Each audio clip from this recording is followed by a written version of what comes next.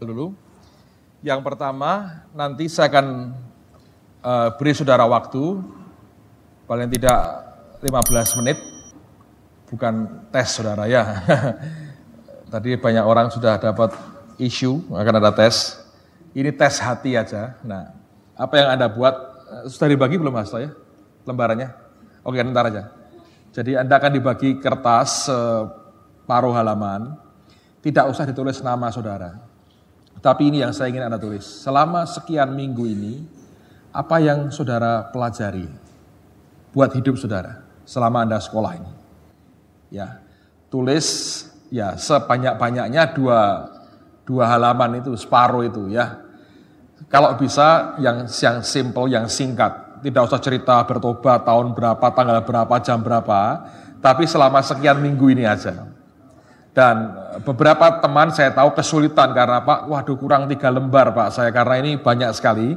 Saya mengerti tapi coba diperas saudara ya, diperas beberapa hal aja yang penting buat saudara. Apa itu? Tujuannya bukan buat kami sebetulnya walaupun saya juga ingin tahu tanpa mengerti nama saudara, tapi tujuannya buat saudara sendiri. Mumpung belum terlalu jauh ya, artinya kita sudah bisa mencoba untuk lihat dengan hati kita, apa yang sebetulnya Anda pelajari sih selama beberapa minggu bersama-sama ini. Untuk hidup saudara sendiri. Masing-masing kan berbeda. Tapi apa yang paling saudara pelajari lewat ini semua? Apa aja? Apakah Anda lihat beberapa fondasi yang dibongkar atau apa?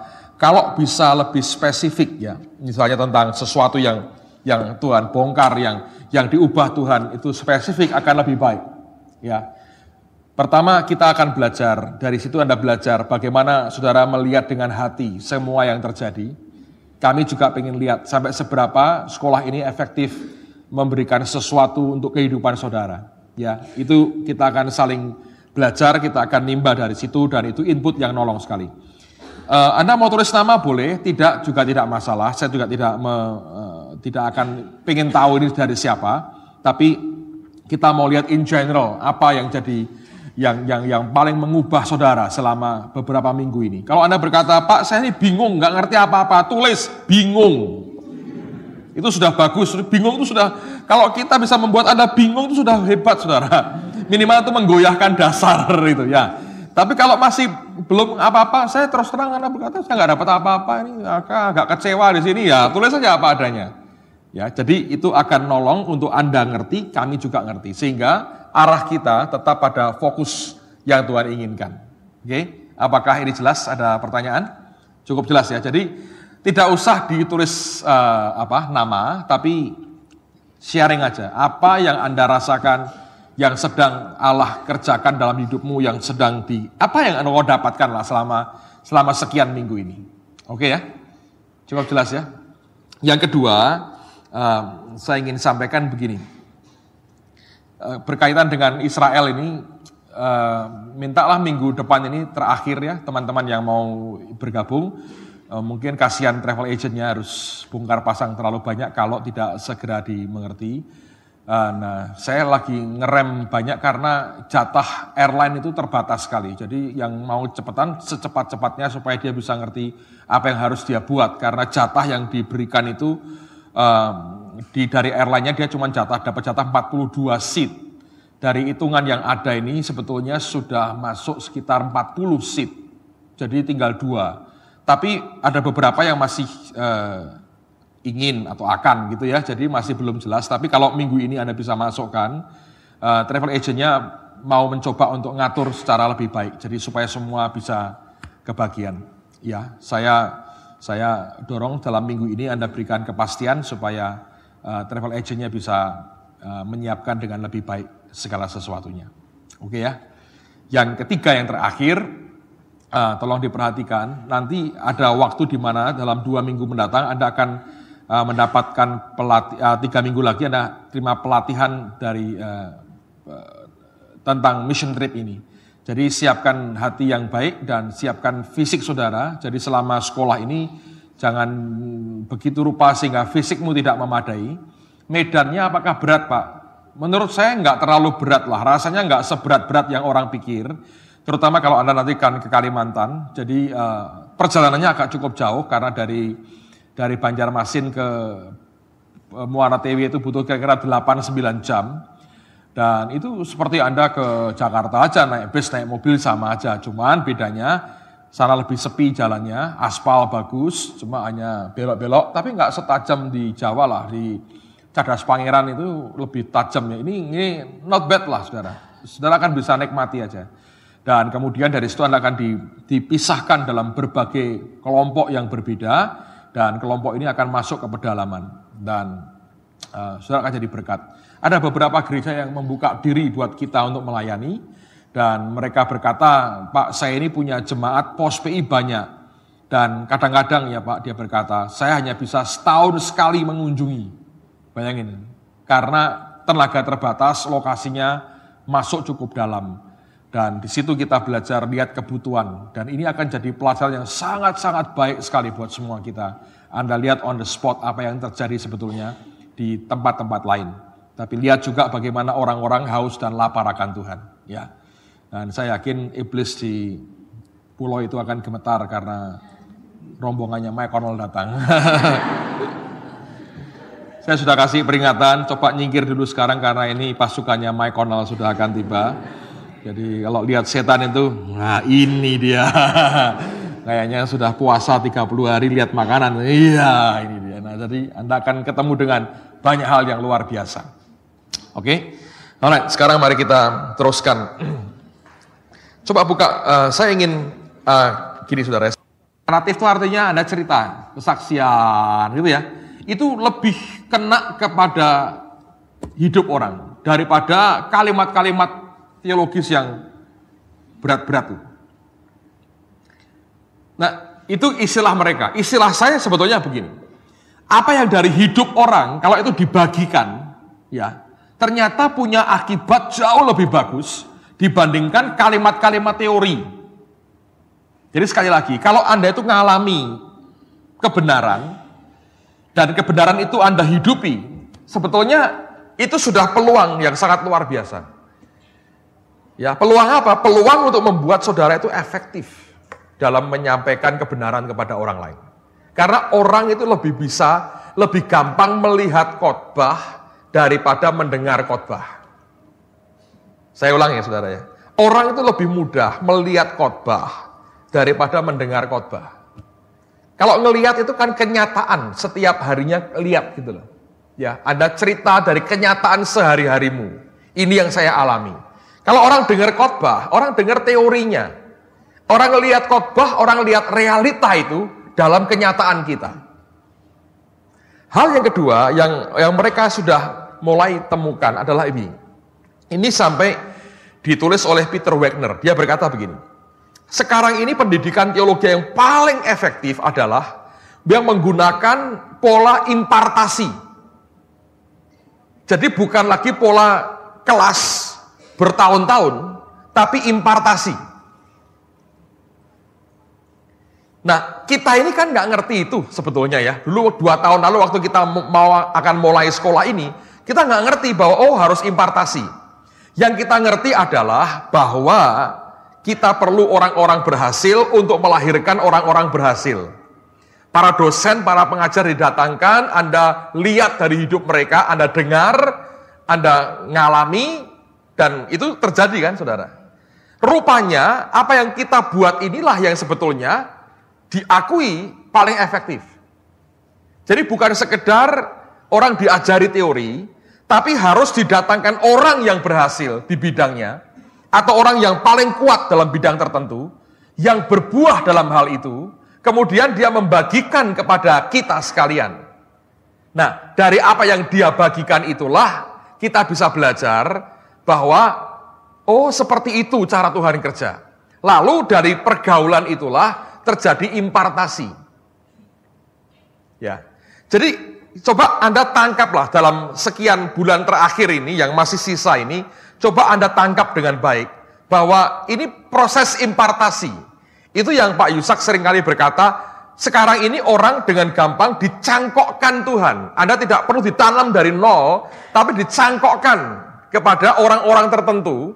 Lalu Anda akan tumbuh oleh karena impartasi tadi sebetulnya. Secara akademisnya sudah diakui. Sekarang ini Peter Wagner buat namanya Wagner Institute. Itu untuk para hamba Tuhan, para pemimpin, semua aja boleh ikut. Dan caranya seperti kita, tapi karena banyak orang-orang sibuk, mereka pakai setahun itu kumpul 3 atau 4 kali, seminggu penuh. Di blok di Colorado Spring gitu ya, seminggu, sekali bulan seminggu lagi, seminggu lagi, seminggu lagi. Jadi total hanya 4 minggu atau 3 minggu, dikumpulkan guru-guru terbaik yang mereka ngerti, dan itu di-sharingkan. Nah itu impartasi, saudara. Apa yang para pengajar ini punya, itu diterima, diberikan kepada siswanya. Dan rupanya ini cara yang efektifnya luar biasa. Dan itu sekarang sudah diakui bahwa itu cara yang paling efektif. Jadi kalau Anda sekarang terima banyak dari beberapa orang yang kita undang datang, coba Anda belajar begini. Tuhan, apa yang dia punya sebetulnya, yang Engkau ingin berikan kepada saya? Pasti tidak semua yang si A punya, semua Anda akan terima. Ya, dalam porsi masing-masing berbeda. Tapi bayangkan, kalau Anda bisa terima, dari 15-20 orang berbeda, masing-masing Anda terima 6-7%, itu kekuatan mereka itu digabungkan, di-pool jadi satu, dikombinasi dalam hidupmu, saudara. Jadi kalau Anda mau nubuat, tiba-tiba Pak Yusaknya keluar. Ngusir setan, Mike Connell-nya keluar, nggak keluar, Anda tertawa kayak Mike Connell. Hahaha, tertawa keluar dia. Jadi Anda mau ngapain aja. Itu bisa tiba-tiba, loh, kita kok komplit sekali, karena ini akhir zaman sebetulnya. Nanggap ya, Tuhan itu mau datang, kita ini di rise up, dibangkitkan untuk tujuan itu. Jadi kalau kita bisa nangkap masalah impartasi ini, akan luar biasa. Dan kembali, masalah impartasi itu sebetulnya adalah masalah hati. Anda harus belajar dengan hati. Nah, saya ingin sampaikan beberapa atau minimal 4 poin penting pada siang hari ini sebelum saya berikan kesempatan Anda tulis apa yang Tuhan kerjakan dalam hidupmu dalam beberapa minggu terakhir ini tentang impartasi ini. Coba buka dulu Yohanes pasal yang keempat. Yohanes pasal yang keempat, ayat yang ke-14. Ini ada satu kalimat pendek yang jarang diperhatikan orang. Tapi saya mau tunjukkan kepada saudara. Coba lihat dulu perkataan Tuhan ini. Yohanes pasal yang keempat, ayat 14. Kita baca sama-sama ya. 2, 3. Tetapi barang siapa minum air yang akan kuberikan kepadanya, ia tidak akan haus untuk selama-lamanya. Sebaliknya, air yang akan kuberikan kepadanya akan menjadi mata air dalam dirinya, yang terus-menerus memancar sampai kepada... Ini dahsyat ya saudara, dengerin ya. Ini air yang dia berikan akan menjadi apa? Mata air. Saya mau tanya saudara, ini bedanya apa? Apa beda air dengan mata air? Nah ya, mata air sumbernya ya betul namanya mata air. Lah airnya? Hasil, betul. Ini hanya hasil, ini sumber. Kalau Anda minum hasil, seperti gelas ini saya minum, habis. Tapi yang Tuhan berikan, dengar baik-baik saudara. Makanya kalau orang berkata, saya mau sekolah Alkitab karena saya mau jadi hamba Tuhan. Saya bilang salah. Loh, kenapa kok kamu harus sekolah Alkitab? Supaya saya ngerti. Yang kamu ngerti, 5-6 tahun itu, kamu mau pakai untuk berapa puluh tahun? Yang Tuhan berikan sebetulnya itu bukan head knowledge, bukan pengetahuan di sini, tapi dari hasil. Kalau Anda terima, berubah jadi sumbernya. Jadi Anda sendiri akan menghasilkan air-air kayak begini. Hebat nih. Ini nggak bisa kering, saudara. Nah ini loh impartasi itu. Kalau orang nggak punya air, ya nggak punya apa-apa. Ngerti ya? Di sini orang bisa ngerti, bisa nggak ngerti. Tapi saya harap Anda ngerti. Bahwa yang semua yang Anda terima itu bentuk hasilnya. Anda dengar orang bersaksi begini. Kesaksian luar biasa. Kalau Anda berkata, oh ya bagus buat dia. Ya sudah. Tapi kalau Anda berkata begini, Itu kok ada hasil kayak begitu ya? Tuhan, aku mau. Tiba-tiba karena kamu beriman, Anda rindu sekali. Ingat, Roh Kudus itu bergerak seperti angin. Angin itu apa sebetulnya? Udara yang berpindah. Dari udara padat ke udara yang kosong. Di mana ada kehausan akan dia, angin itu bergerak. Roh Kudus ngerti siapa yang haus, siapa yang tidak. Siapa yang datang dengan hati yang berkata, aku mau itu. Siapa yang berkata, ya aku jalankan ini sebagai kewajibanku. Dia ngerti akan hati kita masing-masing. Nah, orang yang haus akan Tuhan, makanya dia berkata, barang siapa haus, aku akan memberikan minum ini. Dan dia berkata, kalau kamu minum ini dari kehausanmu, maka hasil ini akan berubah jadi sumber. Orang yang memberikan boleh pergi, tapi terlanjur sudah nyumber di dalam kita. Ngerti saudara? Jadi kemanapun kau pergi, engkau punya air itu. Ini loh impartasi. Nah, kebanyakan orang hanya nangkep di sini. Nggak bisa. Nyumbernya di sini, saudara. Harus turun. Jadi realita dalam kehidupan kita.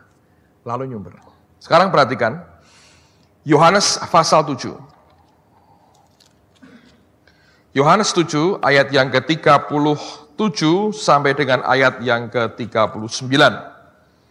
Yohanes pasal yang ke-7 ayat yang ke-7 ayat 37 sampai 39. Dan pada hari terakhir, yaitu pada puncak perayaan itu, Yesus berdiri dan berseru, barang siapa haus, baiklah ia datang kepadaku dan minum. Barang siapa percaya kepadaku, seperti yang dikatakan oleh kitab suci, dari dalam hatinya, out of his belly, dari dalam perutnya akan mengalir aliran-aliran air hidup.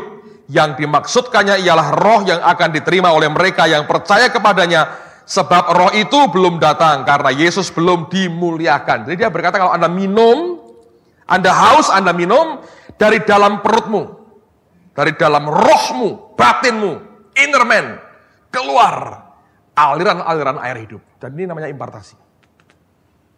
Anda nikmati hasilnya, hasil itu berubah jadi sumber di dalam. Wow, luar biasa. Coba ya orang Kristen ngerti ini, saudara. Nggak ada orang teler sebetulnya. Semua kita ini tumbuh luar biasa. Anda bergaul dengan siapapun, Anda berkata, hei, aku mau ini. Anda berkata, ini yang aku butuhkan. Anda kumpul dengan orang kayak begitu, nyumber, saudara. Really? Istilahnya gini ya, association. Anda bergaul dengan siapa, Anda akan terima apa. Itu aja. Anda bergaul dengan orang berhasil, Anda akan jadi berhasil. Anda bergaul dengan orang gagal, Anda akan ketularan gagalnya. Ed Cole pernah berkata, siapa yang menerima akan alasan-alasan yang diberikan orang gagal, sebetulnya dia menerima kegagalan orang itu. Saya rasa betul. Ya, orang gagal akan punya banyak excuse, banyak alasan, banyak reason, banyak segala macam dalih untuk berkata, ya saya gagal, tapi benar saya. Ya, kalau Anda terima, ya kamu benar, tapi kamu gagal, Anda terima kegagalan orang itu. One day, Anda juga gagal. Dan Anda akan pintar berargumentasi untuk berkata, saya benar. Tapi faktanya, Anda tetap gagal. Jadi setiap kali ya, saudara baca Alkitab, dengerin khotbah, dengerin apapun, ikut seminar, ikut apapun. Satu yang Anda harus ingat. Anda dengar hasil dari apa yang keluar dari hidup seseorang. Tapi ingat dalam Tuhan, impartasi itu air, di dalam kita berubah jadi mata air. Dan kalau ini Anda ngerti, wah luar biasa. Kita akan jadi orang-orang yang dipakai Tuhan dengan dahsyat, saudara. Dan Allah siap untuk memakai kita. Amen. Jadi yang pertama itu yang harus Anda perhatikan. Yang kedua, kembali karena ini masalah hati, coba buka Kisah Rasul pasal yang ke-8. Kisah Rasul pasal yang ke-8. Lihat pada ayat yang ke-18 sampai 23. Kisah Rasul pasal yang ke-8 ayat yang ke-18 sampai dengan ayat yang ke-23. Ketika Simon melihat bahwa pemberian Roh Kudus terjadi oleh karena rasul-rasul itu menumpangkan tangannya, ia menawarkan uang kepada mereka serta berkata, "Berikanlah juga kepadaku kuasa itu supaya jika aku menumpangkan tanganku di atas seseorang, ia boleh menerima Roh Kudus." Tetapi Petrus berkata kepadanya, "Binasalah kiranya uangmu itu bersama-sama dengan engkau, karena engkau menyangka bahwa engkau dapat membeli karunia Allah dengan uang. Tidak ada bagian atau hakmu dalam perkara ini, sebab hatimu tidak lurus di hadapan Allah. Jadi bertobatlah dari kejahatanmu itu, dan berdoalah kepada Tuhan supaya ia mengampuni niat hatimu ini. Sebab kulihat bahwa hatimu telah seperti empedu yang pahit, dan terjerat dalam kejahatan." Jawab Simon, "Hendaklah kamu berdoa untuk aku kepada Tuhan, supaya kepadaku jangan kiranya terjadi segala apa yang telah kamu katakan itu." Lihat, sebetulnya ini impartasi kan. Tapi Petrus berkata, kamu nggak punya hak dalam urusan ini, karena hatimu tidak lurus. Dan hatimu itu pahit. Kalau Anda tidak lurus hati dan tidak pahit, ya sudah, nggak ada bagiannya. Sekali lagi, ini masalah kepercayaan. Saya bacakan buat saudara ya, tulisan Tozer yang berikutnya. Saya suka dengan tulisan Tozer karena saya berkata begini, ini orang seperti bisa mengartikulasikan apa yang di dalam hati saya. Jadi, saya kalau baca ini saya berkata, I'm blessed, saya diberkati sekali karena ini bisa mengartikulasi, seperti bisa mengucapkan, mengekspresikan yang dalam hati saya. Dia mengutip akan tulisan di surat Filipi ya. Dia berkata tentang Yesus yang taat sampai mati dan bahkan mati di kayu salib. Dikatakan oleh karena itulah Allah begitu meninggikan dia dan sebagainya. Dan dia berkata begini, "This is why I believe that God will crucify without pity those whom he desires to raise without measure." Dia berkata, "Aku percaya bahwa Allah akan menyalibkan orang tanpa ampun yang sebetulnya akan dia bangkitkan dengan luar biasa, akan dia angkat dengan luar biasa." Jadi kalau Anda mau diangkat Tuhan, saya mau beritahu kabar baik, Tuhan akan menyalibkan Anda tanpa ampun, saudara. Makin tinggi, makin tanpa ampun. Teriak-teriak dia bilang, biarin. Sebab nanti jadinya luar biasa. Makanya itu kayak Yesus, saudara. Sampai mati dia bilang, "Allahku, Allahku, mengapa engkau meninggalkan aku?" Dia teriak sampai gitu loh, saudara. Bayangin sampai dia teriak, "Kenapa engkau tinggalkan aku?" Ada teman saya ngaco, dia berkata, Yesus itu berbahasa roh. Apa itu? Itu Eloi Eloi lama sabachthani. Saya berkata, ngawur orang ini. Dia teriak, itu artinya jelas itu. "Allahku, kenapa engkau meninggalkan aku?" Itu bukan bahasa roh, saudara. Dia teriak. Tapi itu terjadi. Tuhan salibkan dia without pity, tanpa belas kasihan, tanpa ampun. Sebab Tuhan mau tinggikan dia dalam satu takaran yang luar biasa. Semakin berat salibnya, semakin bagus nanti upahnya. Amen, saudara. Jadi nikmati aja lah. Kalau Anda dikerjakan hatimu, saya berkata selamat, saudara. Kok saya belum, Pak? Wah, bahaya, saudara. Nanti bayarnya double-double itu, kena bunga berbunga, urusan begitu.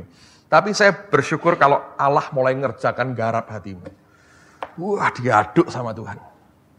Mau berontak, mau teriak, mau apa, Anda nggak tahan lagi. Dan ketika semua itu dikerjain, Anda berkata, "Tuhan, aku menyerah dengan Engkau." Anda makin menyerah, makin cepat selesai. Makin tidak menyerah akan makin lama berkepanjangan. Dan ujungnya toh kita harus akhirnya menyerah juga. Amen, saudara. Jadi saya belajar, mari belajar untuk kita mengizinkan Tuhan membentuk hati kita. Karena Simon tukang sihir ini, dia berkata, Paulus berkata, "Kamu gak ada bagian. Hatimu tidak lurus." Nangkep ya? Saya lupa, saya cerita Anda belum, tapi ini terjadi beberapa tahun lalu. Ketika kita baru mulai pelayanan, saya masih kuliah waktu itu.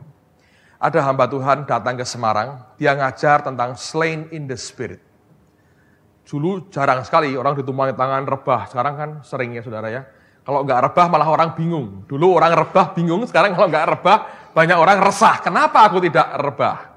Kalau John Arnott punya istilah, kalau orang ditumpang tangan nggak pernah rebah itu, kelompoknya namanya HTR. Apa itu? Hard to receive. Susah nerima, saudara katanya. Jadi banyak orang resah, kalau dia nggak, akhirnya dia bilang, udahlah menjatuhkan badannya. Yang ngecerin nggak bener kepalanya, benjut saudara. Nah dulu ada hamba Tuhan datang, orang Indonesia, yang ngajari tentang slain the spirit.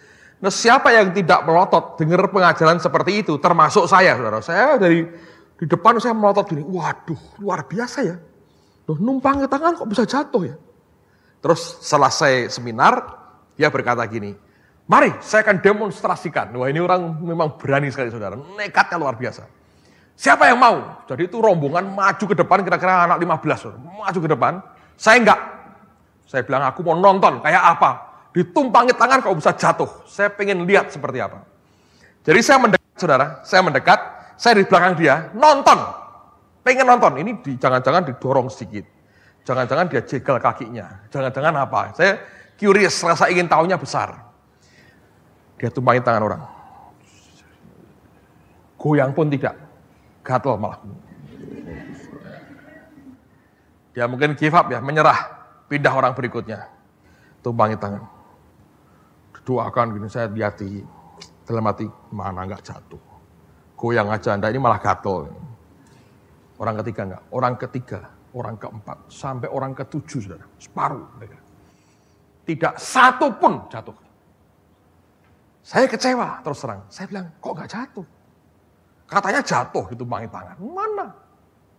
Terus tiba-tiba, dia noleh ke saya. Dia bilang, bantu dong, doain. Saya, iya, bantu. Ayo, saya bilang gini, gak jatuh aja kan doakan orang kan gak berdosa saudara. Saya tumpangi tangan, bum, jatuh. Gak ada kecernya lagi. Yang kedua, bum, jatuh. Tiga, bum, bum, bum. Saya ngejar dia mundur saudara. Tak kerjain, bum, bum, bum, bum, bum. 15. Wah, Anda tahu, saya pulang dengan tangan begini. Ya. Saya bilang, sakti dia. Kalah sama ini.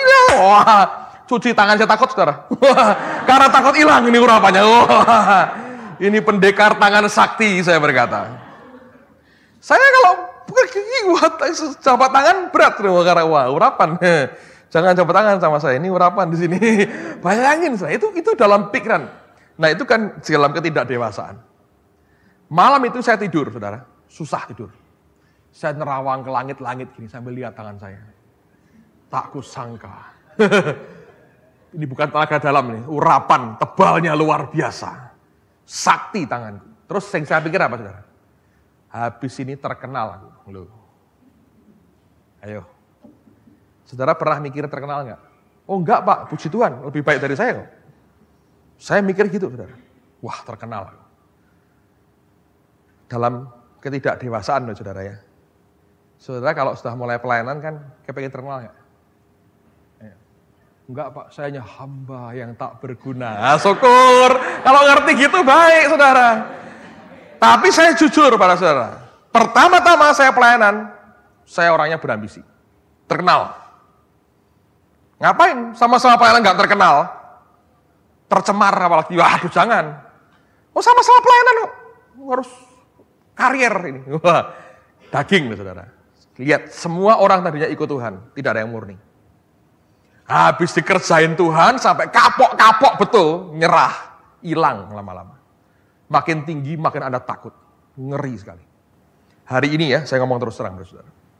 Saya sudah minta resmi Pastor George E. jadi advisor gereja, terutama advisor saya. Pak Adi Sutanto secara pribadi saya minta jadi advisor saya. Lalu saya minta Patrick Ondri, tangan kanannya John Avansini jadi advisor untuk finance gereja. Mereka ini boleh tanya apa saja. Dan mereka boleh tanya tentang kondisi keuangan gereja, kondisi pribadi saya, keluarga saya, apa saja. Saya bilang, kamu boleh tanya, kamu boleh ngomong apa saja. Syaratnya saya nggak boleh tersinggung. Langsung Pak Adi berkata, saya gunakan hak saya. Langsung dia kasih nasihat, dang. Tapi kalau saya nggak minta, nggak berani. Dia ngomong terus terang gini sama saya. Dia orangnya kan jujur, Pak Adi itu orangnya terbuka. Dia berkata, kalau kamu tidak minta saya begini, saya terus terang nggak berani. ngasih kamu nasihat apapun. Saya bilang, kenapa Pak Di? Pak Di lebih tua, Pak Di, iya enggak, dibilang. Secara gereja, organisasi, pelayanan saya enggak menang. Dengan jemaatmu sekian banyak, saya enggak bisa ngalahin aja. Secara manusia, apa hak saya ngomongin kamu? Apa haknya? Apa hebatnya saya ngomongin kamu? Kamu buktikan kamu lebih berhasil dari saya. Itu perkataan dia. Saya bilang enggak, Pak Adi. Itu hasil, itu enggak ada ukuran apapun dengan kerohanian di dalam kita. Itu karena anugerah Tuhan. Tapi saya perlu dijaga hidup saya. Dan Pak Adi lebih tua sekian puluh tahun dari saya. Dan mestinya lebih ngerti banyak. Dan ngerti banyak orang berhasil, banyak orang jatuh, bagaimana orang jatuh, dari mana asalnya, Pak Adi lebih ngerti. Jadi tolong beritahu saya, kalau Pak Adi lihat ada yang mulai goyang dalam hidup saya. Nangkap saudara? Anda ngerti? Makin Anda dibawa Tuhan, makin diberkati. Ternyata popularitas itu sama sekali tidak ada gunanya. Tapi pada waktu awal, siapa yang gak kepengen? Pengen.